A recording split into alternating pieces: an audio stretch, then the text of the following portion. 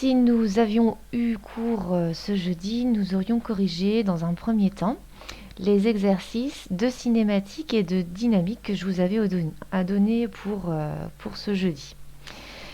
Alors concernant l'exercice de cinématique, je vous avais donné l'exercice numéro 5, mais je corrigerai également l'exercice numéro 6 dans cette capsule. Alors dans l'exercice numéro 5, on vous donnait la courbe d'évolution de la vitesse d'une voiture en fonction du temps, sachant que cette vitesse se déplaçait suivant un mouvement rectiligne, c'est-à-dire suivant une seule direction. C'est pour ça en fait que le vecteur vitesse n'a qu'une seule composante, qui est la composante Vx, qui est l'abscisse de ce vecteur vitesse. Dans la première question, on vous demandait de donner l'équation de la courbe d'évolution de la vitesse Vx en fonction du temps. Donc là, on peut observer que cette courbe n'est autre qu'une droite qui ne passe pas par l'origine. Donc vous connaissez son équation mathématique. En maths, si l'ordonnée était y et l'abscisse était x, l'équation de cette droite serait de la forme y égale mx plus p. Alors ici, ce que vous avez en ordonnée, c'est pas y, mais c'est vx, l'abscisse du vecteur vitesse. Et en ordonnée, vous avez la date t. Autrement dit, l'équation de la droite est de la forme Vx égale m fois t plus p.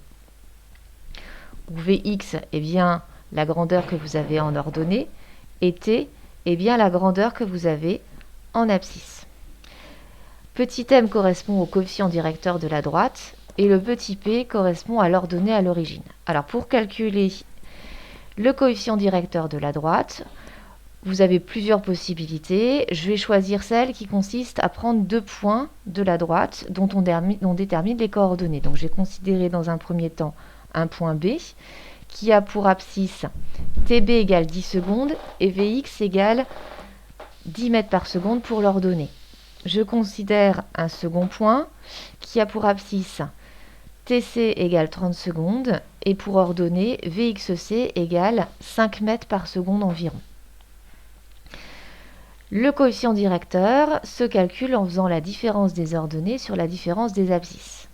Donc ici, les ordonnées étant Vx et l'abscisse étant t, le coefficient directeur va se calculer en faisant Vxc moins Vxb divisé par la différence des abscisses qui est ici Tc moins Tb. Si je remplace par les valeurs, je trouve un coefficient directeur qui est de moins 0,25. Maintenant, concernant la valeur de petit p. Petit p, ça correspond à l'ordonnée à l'origine, c'est-à-dire à la valeur de l'ordonnée pour un point qui a pour abscisse 0. On peut le déterminer graphiquement. Il est ici, cette ordonnée à l'origine, donc il vaut à peu près 12,5. On trouve alors que l'équation de la droite d'évolution de la vitesse de la voiture en fonction du temps est de moins 0,25 t plus 12,5. Dans la deuxième question, on vous demandait d'en déduire l'expression de l'abscisse AX. Donc on a vu dans le cours qu'il existait une relation entre l'abscisse du vecteur accélération et l'abscisse du vecteur vitesse. Cette relation est une relation de dérivée. On a vu que par définition, AX était la dérivée de l'abscisse du vecteur vitesse par rapport au temps. Autrement dit, la dérivée de Vx par rapport au temps.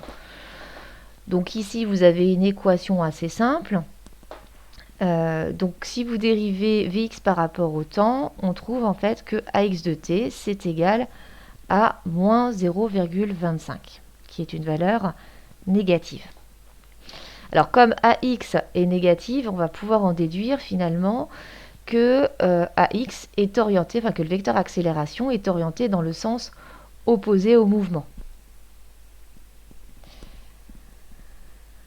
Alors ici, en fait, on a un vecteur qui est rectiligne. Donc on peut considérer que, comme repère cartésien, un repère constitué d'une origine O et d'un seul vecteur unitaire I qui est dirigé dans le sens du mouvement.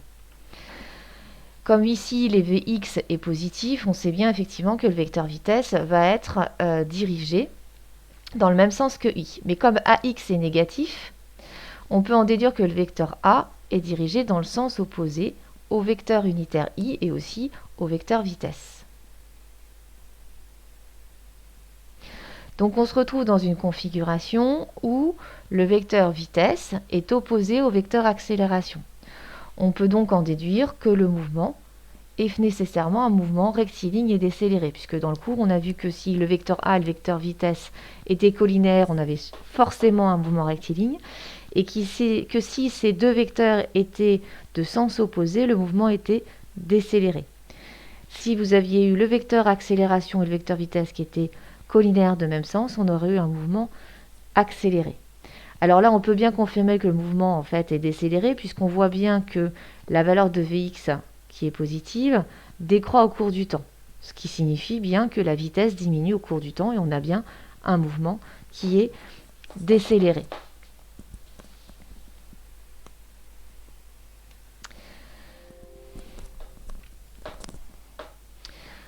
Alors maintenant, concernant l'exercice numéro 6, alors celui-ci, vous ne l'aviez pas à chercher, mais ça permet de réinvestir ce qu'on a vu sur le calcul des coordonnées du vecteur vitesse à partir d'un tableau de valeurs. Donc ici, on considère une fusée qui décolle vers le haut. Donc comme vous avez un mouvement qui est purement rectiligne, on peut prendre comme repère cartésien un repère constitué uniquement d'une origine O et d'un vecteur unitaire qui est ici le vecteur J. On vous demande d'estimer la valeur de la vitesse à la date t égale 2. Alors ici sur la chronophotographie, j'ai représenté donc les points M1, M2, M3 et M4 qui correspondent respectivement aux positions du centre de gravité de la fusée à la date t égale 0,20 secondes, t égale 0,60 secondes, t égale 1 seconde et t égale 1,40 secondes comme l'indique le tableau du document 1 que vous avez ici en bas à votre gauche. Donc comme on voit effectivement dans ce tableau, il manque la valeur de la vitesse V2 qui correspond en fait à la valeur de la vitesse au point M2. Par définition, quand vous avez une chronophotographie, le vecteur vitesse au point M2, c'est le vecteur M1, M3 qui relie donc les deux points qui encadrent le point M2 divisé par T3 moins T1 correspondant au temps écoulé quand le système passe de la position M1 à la position M3. Donc ici, on a choisi, comme je vous l'indiquais précédemment, un repère OJ. Le vecteur vitesse, comme la fusée monte, peut s'exprimer de la façon suivante. C'est le vecteur vitesse, c'est Vy, donc la coordonnée Vy fois le vecteur J.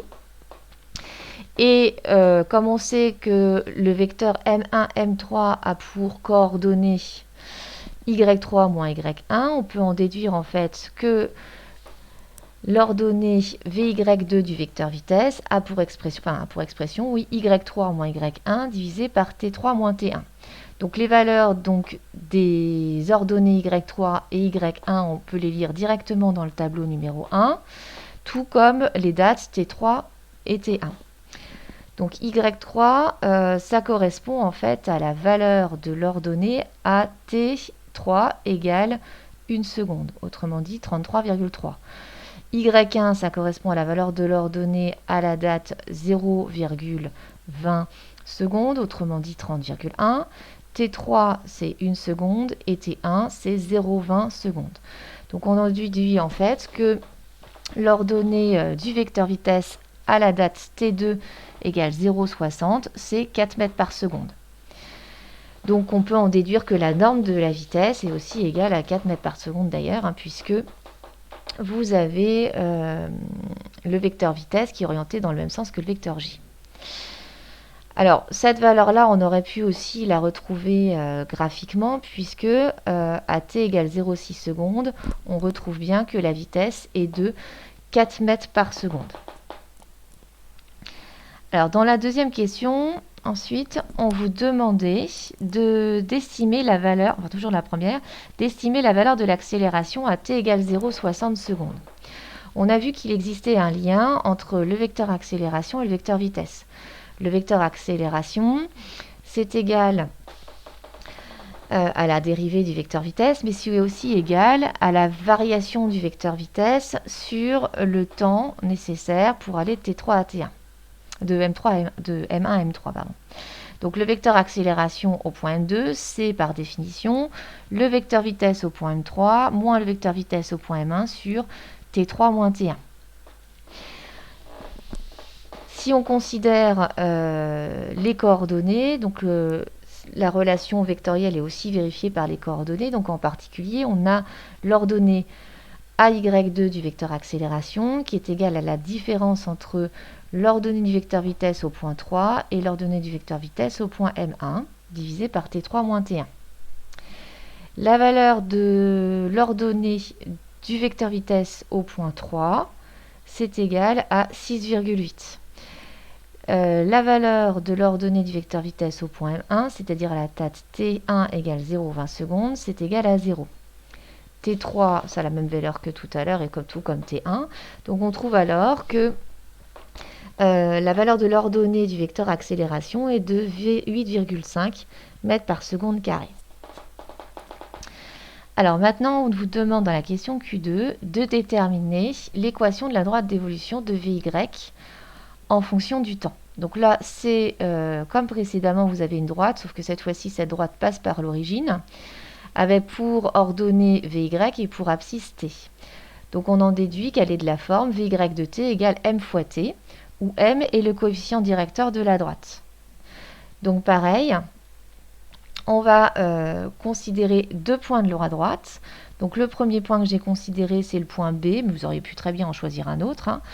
L'abscisse, c'est Tb égale 0,60 secondes et l'ordonnée, c'est Vyb égale 4 mètres par seconde. Pour le point C, c'est Tc égale 2,2 secondes pour l'abscisse et l'ordonnée, Vyc égale 15 mètres par seconde.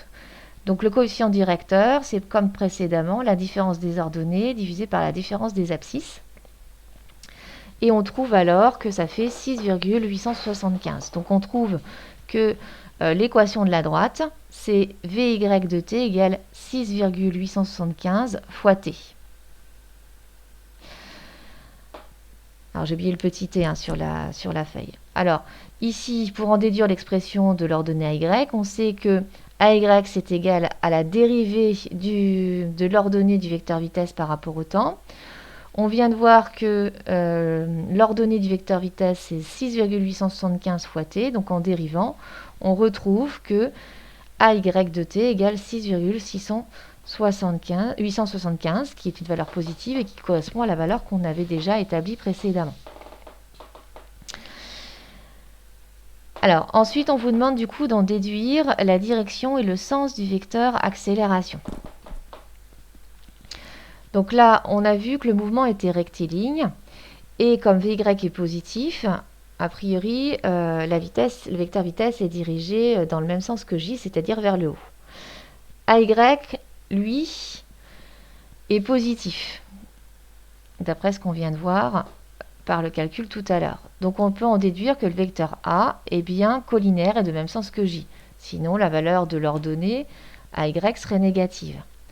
Donc on se retrouve avec un vecteur vitesse et un vecteur accélération qui sont dirigés dans le même sens. On peut donc en déduire que le mouvement est rectiligne et accéléré.